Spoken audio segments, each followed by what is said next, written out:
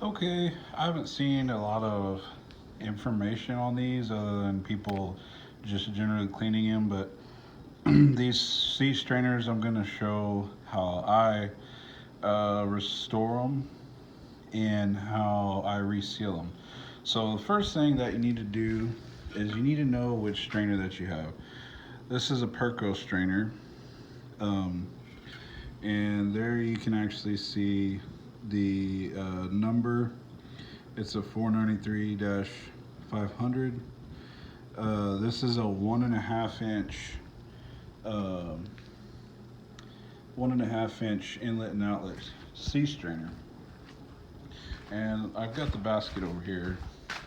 Um, this is from my boat that the previous owner uh, had and didn't. It sat for a while, so that's kind of the rubble that you'll find in a basket on a boat. I mean, overall, it's really not that bad. One of these is broken free from the basket, so I'll go ahead and re-weld that. This is stainless steel, so I'll re-weld it. And there's grass clippings, leaves, sticks, um, seaweed. There's all kinds of junk that collects in these, and honestly, it's really not that bad. I mean, water's still able to flow through the strainer, but what is bad is you can't see. So what I use, I'll go over what I use. This clear, it's like, I don't know, it's plexiglass, or it's not actual glass, but it is some sort of a polymer plastic or something.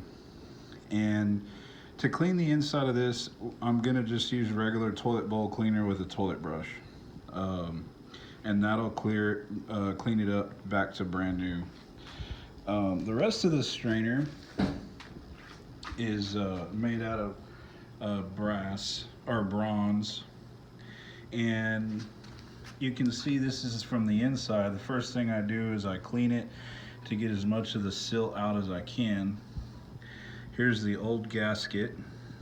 Now, one thing I learned on these Perco sea strainers is, depending on how old they are, some of them use this cork embedded rubber. And if your sea strainer has this cork embedded rubber gasket, they call them cork gaskets, you have to go back with the cork gaskets. You don't want to use the neoprene rubber ones because they'll leak and they won't fit right. So make sure to check what gasket you have if you bought a new boat and you're not sure before you go and replace your buy a gasket kit to redo your sea strainers. The other thing to know is this one's got an issue. The hold down, you can see how the lid hold down stud is twisted. You can actually order individual parts for these sea strainers. You don't have to buy a whole new sea strainer. You can order these studs, knock out that dowel pin, and replace just this. If you need a cap, you can buy just the cap. If you need these, the glass studs, you can buy just them, or the bottom, or the strainer, or whatever. You don't have to buy a whole new. That doesn't deem it junk.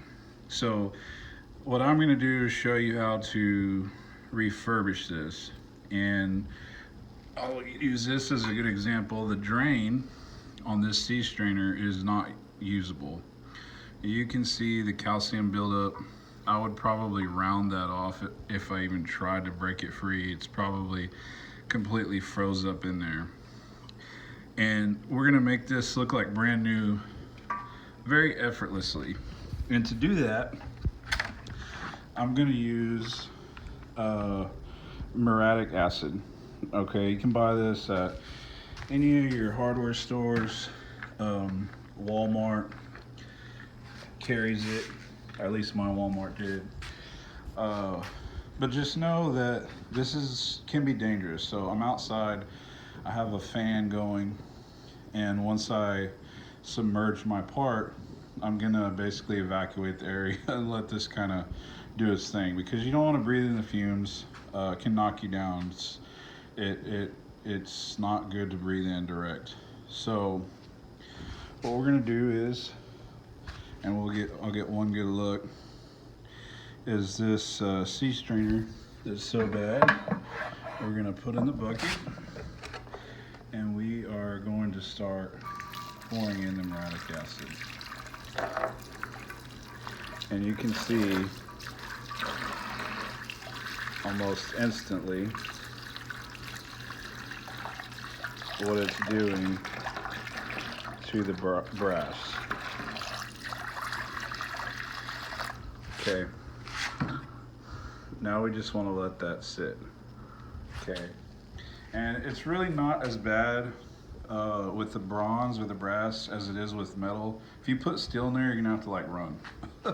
Okay, so you can hear it fizzing up, and it's attacking. You really don't want to touch this with your bare hand. If you do, water dilutes it, so it's not going to kill you or anything, but you just want to let that sit. Okay, and it's taking it off, see there? So we'll give that a little bit of time, and then we'll come back to it, and I'll show what it looks like after it's been sitting in this muriatic acid for a little while.